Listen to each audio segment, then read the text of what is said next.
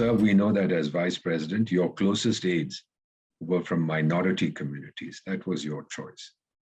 This organization, the Indian American Muslim Council, it gets funding from dubious sources and was linked to Pakistan's intelligence agency by the Tripura government in an affidavit in the Supreme Court about recent communal violence in the state of Tripura.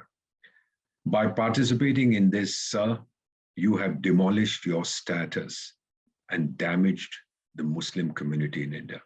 Let me tell you, son, my former teacher, the famous sociologist Robert Merton, used to talk about the law of unintended consequences, according to which a purposive action might have unforeseen or unexpected outcomes.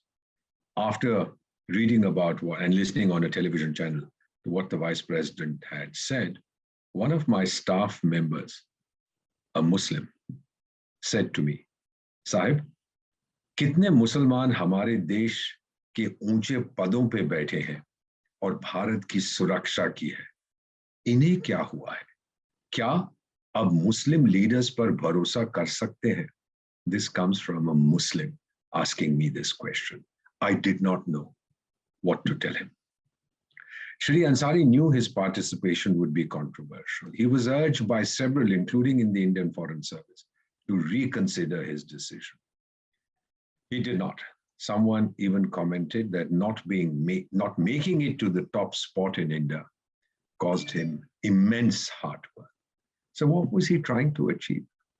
India has had presidents from minority communities. We've had Sikhs, we've had Muslims, we've had Dalits, we've even had a woman Rashtrapati ji. India's remarkable renaissance seems to have upset him, sir, even as most others celebrated. This angst is eating him. Mr. Ansari, fight your battles within India. Of course, you will say that no one listens to in India, but that reflects more on you than on the people of India. Why do you go crying to Uncle Sam? The governor of New York and its Senate have demolished you by passing a resolution that the world became a better place after India adopted its constitution within 3 years of its rejection of the British Empire. And do you know, sir, that New York State will henceforth observe 26 January as India's Republic Day.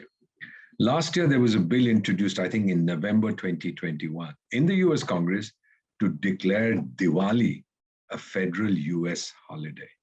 Diwali, Shri Ansari, is not a Hindu festival. It's a national festival.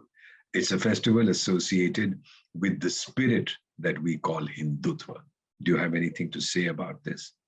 You said that our constitution does not give us the kind of protection that we need because it is being subverted or whatever the terms that you use. Sir, our constitution has been amended, you should know this, over 100 times.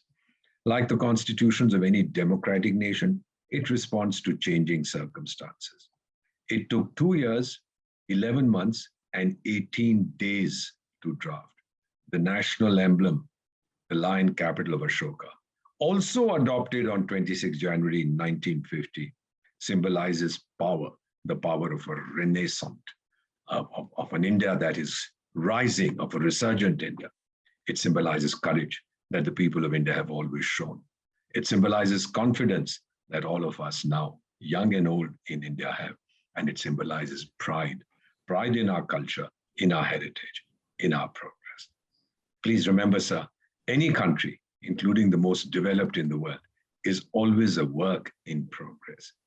One speaker at the webinar that you attended made the atrocious claim that the repression and persistent human rights violation in Kashmir has provoked terrorism there, leading to unacceptable outcomes like the killings of several Hindus and Sikhs in Srinagar. So, sir, terrorism grows out of human rights violations. You were nodding your head so vehemently in approbation that we're afraid your head might fall off. Please tell this to the fellow who ordered the bombing of Afghanistan, Iraq, Syria, Libya, Yemen, et al., that he has violated human rights, so he can expect terrorism to grow. No, sir, there's something wrong with this logic. Another tormented soul in this webinar that you attended said as a congressman, he would use his powers to work to keep India free, open, pluralistic, and democratic. While one of his colleagues boasted that we want to make sure that India, like America, stays on the path of respecting religious liberty, freedom, pluralism, toleration, and dissent for everybody. Sir, since when did India become a US colony? You might be mentally subservient to American thought. We are not. May I remind you, son, that in 2009, the leader of an Islamic nation to our east, where I was privileged to serve, famously said, India has made the mistake of being too democratic. Shri Ansari did not speak of the India we know, vibrant, independent, self-respecting, democratic nation. May I conclude my answer to your first question? I don't think he understands, nor did any of his co-panelists. They've probably not even read India's constitution, which is voluminous, probably the most detailed for a sovereign state. What does the preamble state? Having solemnly resolved to constitute India into a sovereign, socialist, secular, democratic republic, and to secure to all its citizens justice, liberty, equality, and fraternity, we, the people of India, do hereby adopt, enact, and give to ourselves this constitution. Shri Ansari, nobody's grandfather gave us this constitution. It didn't come down from Mars. It didn't come out of the oceans. We, the people of India, gave this constitution to ourselves. And anyone who tries to insult our constitution, the people of India will give him a fitting reply, sir. Please remember to subscribe to us and switch on the notifications for this channel. For our other social media links, more content, and to support our work, please visit citti.net. Dhanyavad. Namaskar.